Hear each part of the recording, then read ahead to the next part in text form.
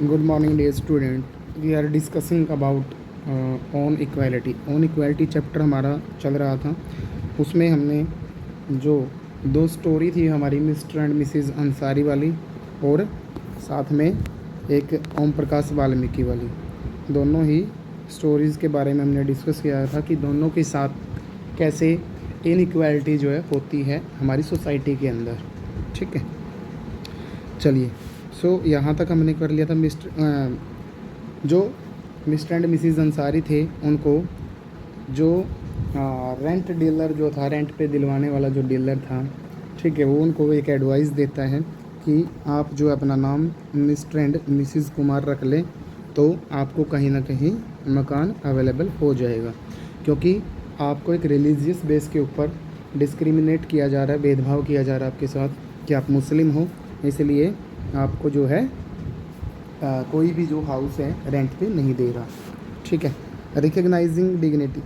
अब डिग्निटी की self respect होती है, उसके बारे में हमने पढ़ा था कि जो डिग्निटी है या सेल्फ रिस्पेक्ट है, वो चाहे मेल फीमेल हो, चाहे किसी भी कास्ट रिलीजन से बिलोंग करता हो, ठीक है, उसको किसी भी बेस पे हम अनइक्वली ट्रीट नहीं कर सकते. ठीक है, लेकिन ऐसा किया जाता है. ठीक है, अब अनइक्वली ट्रीट किया जाता है, उसके लिए क्या कर सकते हैं. डिग्निटी हमारी वॉयलेट हो रही है, ओम प्रकाश वाल्मीकि की हुई थी, अंसारी की हुई थी, तो उसके खिलाफ क्या कर सकते हैं, कोर्ट के अंदर केस डाल सकते हैं. तो ऐसा कानून जो है 1989 के अंदर बनाया गया कि अगर कोई भी SC/ST एक्ट जो है ऐसा बनाया गया कि कास्ट रिलीजन या उसके बेस पे कोई भी अगर डिस्क्रिमिनेशन होता है, किसी के साथ गलत व्यवहार कोई करता है, जाति सूचक शब्दों का प्रयोग करता है, ठीक है, तो उसके खिलाफ क्या है, कानूनी रूप से कार्रवाई की जा सकती है.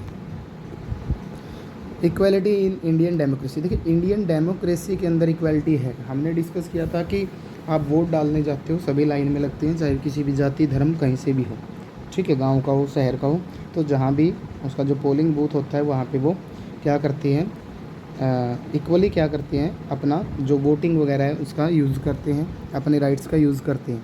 ठीक है. देखिए, the Indian constitution recognise every person as equal. सभी को इक्वल माना गया. Every individual in the country including male female from all caste religion tribe educational and economic background. यानी कि कोई भी एजुकेशनल बैकग्राउंड हो, उसका इलिटरेट हो, अनपढ़ हो, चाहे वो मास्टर डिग्री है उसके पास, PhD है, कुछ भी है, इकोनॉमिक बैकग्राउंड मतलब अमीर है गरीब है कुछ भी है, ट्राइबल एरिया से है, किसी भी रिलीजन से है, किसी भी कास्ट से है, सभी को इक्वली ट्रीट किया जाता है. ठीक. तो हमारे कॉन्स्टिट्यूशन के अंदर या फिर कानून के सामने सभी को इक्वल माना जाता है. Every person is equal before the law. कानून की नज़रों में, कानून के सामने सारे क्या हैं, बराबर हैं. Equality in Indian democracy. देखिए, second, no person can be discriminated against on the basis of religion. यानी कि कोई भी व्यक्ति religion, race, caste, place of birth, यानी किसी भी डिस्ट्रिक्ट से हो, किसी भी स्टेट से हो, उसको क्या नहीं कर सकते, हम डिस्क्रिमिनेट नहीं कर सकते, उसके साथ भेदभाव नहीं कर सकते, चाहे मेल है फीमेल है, किसी भी रिलीजन से है, किसी भी कास्ट से है. ठीक है. Every person has access to all places including playground, hotel, shops, market. यानी कि जो भी पब्लिक प्लेस होते हैं, मार्केट के, होटल के, प्लेग्राउंड है, तो कहीं भी कोई भी पिकनिक स्पॉट है, कोई हिस्टोरिकल प्लेस है, सभी जगह इक्वली वो जा सकते हैं. Fourth, untouchability has been abolished. यानी कि अनटचेबिलिटी मीन्स छुआछूत जो है उसको एबोलिश कर दिया गया था. एबोलिश करना मतलब उसके ऊपर प्रतिबंध लगा दिया गया, उसके ऊपर बैन लगा दिया गया था कि जो अगर आप करोगे, अनटचेबिलिटी करोगे कि लोअर कास्ट से है, ये उस रिलीजन से है, ऐसा अगर आप बोलोगे, ठीक है, उसके खिलाफ अगर भेदभाव करोगे आप, तो ये गैर कानूनी माना जाएगा. देखिए, the two ways in which the government has tries implement the equality. दो तरह से क्या करती है भाई गवर्नमेंट, क्या करती है, इक्वालिटी को वो करती है, अप्लाई करती है, इम्प्लीमेंट करती है उसका. एक तो कॉन्स्टिट्यूशन के अकॉर्डिंग, ठीक है, लॉज के according. Second, through government programme और गवर्नमेंट स्कीम्स. गवर्नमेंट स्कीम जो चलाती है, मतलब जैसे कि BPL फैमिलीज़ है या और कोई स्कीम है, तो उसके अंदर चाहे वो किसी भी कास्ट से हो, किसी भी रिलीजन से हो, अगर वो बिलो पॉवर्टी लाइन है तो सबको क्या है, राशन वगैरह दिया जाता है. डिपो वगैरह के अंदर वो राशन ले सकते हैं. और वहाँ पे भी इक्वली ट्रीट किया जाता है। लाइन लगेगी, सभी उसमें कोई भी हो, किसी भी जाति से हो, किसी भी कास्ट से, रिलीजन से हो, सभी क्या है एक ही लाइन के अंदर क्या करेंगे, खड़े होके अपनी टर्न, अपनी बारी का वेट करते हैं। ठीक है। मिड डे मील स्कीम है स्कूलों के अंदर, तो स्कूलों के अंदर चाहे वो किसी भी कास्ट का बच्चा जो है वो स्टडी करता है, गवर्नमेंट स्कूल्स के अंदर मिड डे मील है, यानी कि दोपहर का भोजन जो है दिया जाता है रिसेस के अंदर, और सभी को एक लाइन में बैठा के दरी पे बैठा के उनको क्या किया जाता है, भोजन प्रोवाइड करते हैं, वो भोजन डालते हैं, खिलाते हैं। तो वहाँ भी किसी भी तरह की कास्ट के अकॉर्डिंग या फिर रिलीजन के अकॉर्डिंग उनको सेपरेट नहीं किया जाता। जैसे एक ही क्लास में आप बहुत सारे बच्चे हो जो अलग अलग बैकग्राउंड से आते हो, ठीक है, कोई किसान का बच्चा है, कोई शॉपकीपर का है, कोई गवर्नमेंट जो एम्प्लॉइज़ है उसका बच्चा है, ठीक है, किसी के पापा फॉरेन कंट्रीज़ में हैं, बाहर विदेशों में रहते हैं, कोई बिजनेसमैन है, तो अलग अलग तरीके से, ठीक है, सभी के बच्चे जो है आप एक साथ एक क्लास में इकट्ठे पढ़ते हो, बैठते हो, एक दूसरे से अपनी जो भी नोटबुक शेयर करते हो, अपनी बातें, अपने आइडियाज़ शेयर करते हो। ऐसे ही आपको जो टीच करने वाले टीचर हैं वो भी अलग अलग इकोनॉमिकल बैकग्राउंड से, कोई गांव से, कोई शहर से, कोई किसी कास्ट से है, ठीक है, वो अलग अलग उनका जो पर्सनैलिटी है, अलग अलग उनकी जो एटीट्यूड कह लो उनका है, ठीक है, सभी अलग अलग तरीके से होते हैं, लेकिन सभी जो है आपको इक्वली ट्रीट करते हैं। सभी के लिए आप क्या हो, इक्वल हो, बराबर हो, चाहे वो 134 ए का बच्चा है, चाहे वो रेगुलर जो फीस देने वाला नॉर्मल जो बच्चा है, ठीक है, सभी को क्या है इक्वली ट्रीट किया जाता है। चलिए आगे, issues on equality in other democracies. अलग अलग डेमोक्रेसीज़ के अंदर क्या क्या देखो डिफरेंसेस हैं, क्या क्या इश्यूज़ हैं। इन the United States of America, America के अंदर African American whose ancestor was slave who were brought over from Africa continue to describe their lives today as largely unequal।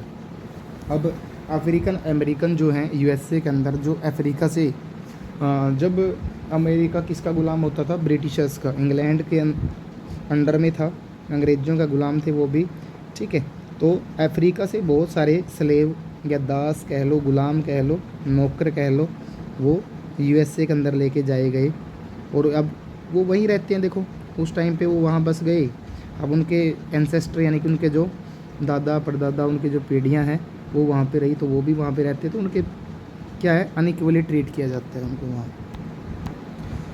This despite fact was a movement in the late 1950। तो equal के लिए 1950 में एक क्या right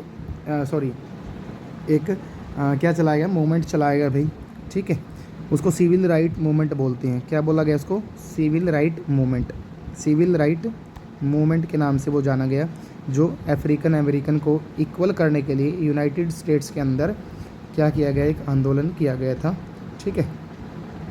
challenge of democracy, यानी कि जो democracy है, लोकतंत्र है, उसके लिए चैलेंज, उसके लिए चैलेंजेस क्या क्या हैं, उसके लिए ये कह सकते हैं कि कठिनाइयाँ क्या क्या आती हैं।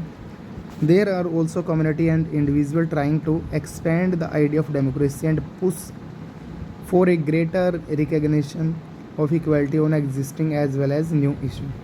तो कुछ क्या होता है, कम्युनिटी के अंदर बहुत सारे लोग अभी भी ऐसे हैं जो इक्वल क्या कर दिया गया है गवर्नमेंट ने अकॉर्डिंग टू लॉ, लेकिन वो फिर भी क्या करते हैं, सोसाइटी के अंदर उस चीज़ को अभी भी इम्प्लीमेंट करने में टाइम लगेगा।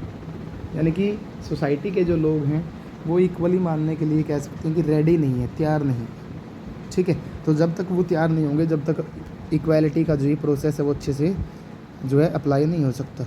समरी की बात करें, the constitution of India guarantees equality to all citizen, सभी को बराबर मानता है भाई कॉन्स्टिट्यूशन भारत का। सो इस चैप्टर में हमने इक्वालिटी के बारे में डिस्कस किया, कुछ इनइक्वालिटी की जो हमने कहानियाँ थी, स्टोरीज़ थी, उनके बारे में पढ़ा, चाहे वो ओम प्रकाश वाल्मीकि की थी, चाहे वो मिस्टर एंड मिसिज अंसारीज की थी, ठीक है।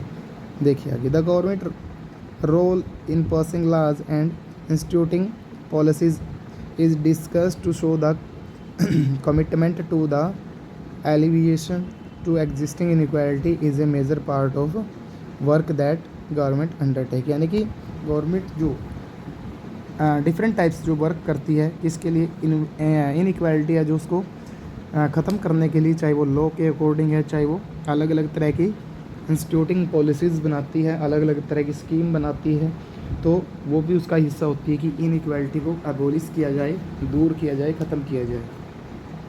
क्योंकि देखो कानून के अंदर भी संविधान के अंदर ये है कि जो SC ST या फिर अलग तरह से माइनॉरिटीज़ हैं, माइनॉरिटीज़ मतलब जिनकी जनसंख्या कम है, चाहे मुस्लिम है, सिख हैं, ठीक है, इनको भी इक्वल बनाने के लिए इनका भी पार्टिसिपेशन गवर्नमेंट के अंदर होता है। इनकी सीटें रिज़र्व की जाती हैं, ठीक है, SC ST है या अदर जो ऐसे एरियाज़ हैं। And issues of inequality in the United States of America to highlight that this is a global phenomena. तो ग्लोबल फेनोमेना है, ये सिर्फ भारत की नहीं समस्या है, ये पूरे वर्ल्ड में ये समस्या है, ना कि सिर्फ इंडिया के अंदर है। सभी जगह लगभग कहीं ना कहीं किसी न किसी रूप में ऐसा होता रहा है और होता ही रहेगा। तो आई थिंक क्योंकि लोगों की जब तक मेंटेलिटी जो है चेंज नहीं होगी, तब तक इस तरह की जो इनइक्वालिटी की जो घटनाएं हैं, जैसे कि ओम प्रकाश वाल्मीकि जी के साथ हुई और मिस्टर एंड मिसिज अंसारी के साथ, और बहुत सारे एग्जाम्पल हैं भाई, ठीक है। तो इनइक्वालिटी को हमने क्या करना है, दूर करना है। हम जो है यंगस्टर जो है, आप बच्चे जो है, किसी भी देश का क्या पूरे वर्ल्ड का भविष्य होते हो, आगे जाके आपने ही सारे काम करने हैं, आप ही बड़ी बड़ी पोस्ट पे भी जाओगे, बाहर भी जाओगे, कोई डॉक्टर, इंजीनियर, अलग अलग तरह से, कोई सोशल वर्कर, कोई ये कह सकते हैं मिनिस्टर, कोई नेता, पॉलिटिशियन बनेगा। तो अलग अलग तरह से आपके अंदर से क्या निकलेंगे भाई, अलग अलग फील्ड के वर्कर, ऑफिसर, ठीक है, अलग अलग तरह के आप इंसान बनोगे, अलग अलग आपको रिस्पॉन्सिबिलिटी मिलेंगी आने वाले टाइम में। तो आप खुद को बस ऐसा बनाओ कि हम किसी के साथ इनइक्वालिटी नहीं करेंगे, हम किसी के साथ भेदभाव नहीं करेंगे, बाकी समाज जो है अपने आप ठीक हो जाएगा। ऐसा माना जाता है ना कि खुद को अच्छा बना लो तो पूरा समाज अच्छा हो जाएगा। यानी कि आप खुद को अच्छा बनाओगे, मैं खुद को अच्छा बनाऊंगा, सभी अगर ऐसा करेंगे तो फिर कोई भी बुरा नहीं रहेगा, कोई भी गलत नहीं रहेगा, ठीक है। ये हमारा फर्स्ट चैप्टर था CX का। सेकंड चैप्टर हम कल स्टार्ट करेंगे, ठीक है। Thank you, have a nice day.